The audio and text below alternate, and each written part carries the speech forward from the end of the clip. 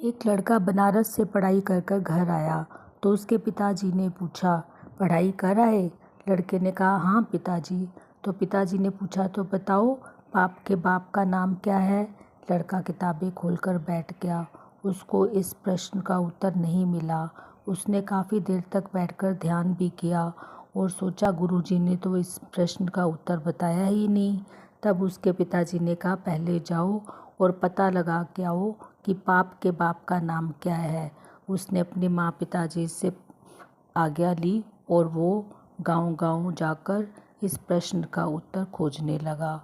उसने बड़े मंदिरों में और बड़े-बड़े मठों में जाकर महापुरुषों से वार्तालाप की, लेकिन उसको संतोषजनक उत्तर नहीं मिला।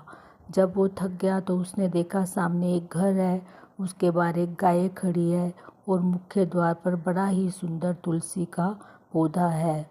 उसने सोचा, ये घर काफ़ी पवित्र लग रहा है, क्यों ना यहाँ पर कुछ जलपान कर लिया जाए। यह सोचकर लड़के ने दरवाज़ा खटखटाया और अंदर से एक बहुत ही सुंदर महिला निकली। लड़के के कहने पर महिला ने उस लड़के को पीने के लिए जल दिया। जल पीते पीते लड़के ने पूछा, आपका घर काफ़ी पवित्र प्रतीत होता है, लगता है आप एक वैष्णव भक्त हो। तब उस महिला ने कहा, नहीं स्वामी जी, मैं तो इस गांव की सबसे बड़ी वेश्या हूँ।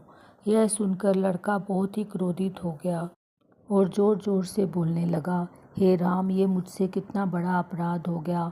मैं तो पाप के बाप का नाम ढूंढने के लिए निकला था और मैंने वेश्या के हाथ का जल पी लिया।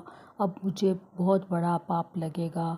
मुझे प्रायश्चित करना पड़ेगा, जनेऊ बदलना पड़ेगा, कपड़ों सहित गंगा में डूबना पड़ेगा। और यह कहकर वो बहुत ही गुस्से से बाहर निकल गया। तब उस वेश्या ने सोचा, ये पाप के बाप का नाम ढूंढने निकला है, इस प्रश्न का उत्तर तो मैं इसको यहीं दे दूंगी, दूर नहीं जाने दूंगी। यह सोचकर उस वेश्या ने ब्राह्मण के पैर पकड़ लिए और बोला, स्वामी जी, आपको इस प्रश्न के उत्तर ढूंढने में ना जाने कितनी लंबी यात्रा करनी पड़ेगी। मेरा आपसे आग्रह है कि कुछ भोजन ग्रहण कर लीजिए।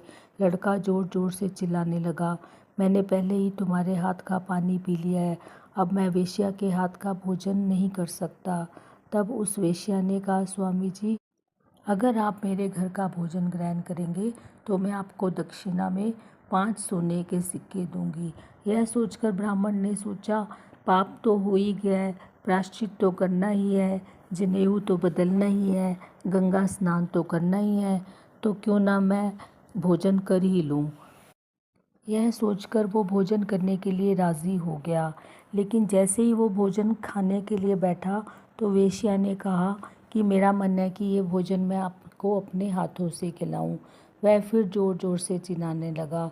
तब वेश्या ने कहा कि अगर आप मेरे हाथों से निवाला खाएंगे तो मैं आपको दक्षिणा में 10 सोने के सिक्के और दूंगी। यह सुनकर ब्राह्मण खुश हो गया और उसने वेश्या के हाथों से पूरा भोजन प्राप्त किया।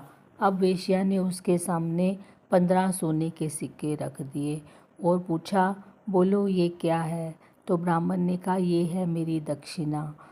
तब वेश्या ने कहा, नहीं स्वामी जी, ये है पाप का बाप और इसका नाम है लोभ। जाइए और अपने पिताजी को बता दीजिए कि पाप के बाप का नाम है लोभ। आप तो मेरे घर का जल भी ग्रहण नहीं करना चाहते थे, लेकिन इस लोभ में आपने मेरे हाथों से निवाले खाए। उठाइए अपनी दक्षिणा और जाइए, आपको आपके प्रश्न का उत्तर मिल गया है। सब पाप की जड़ लोभ है। So this was a small story of today. I hope you liked it. Thank you so much.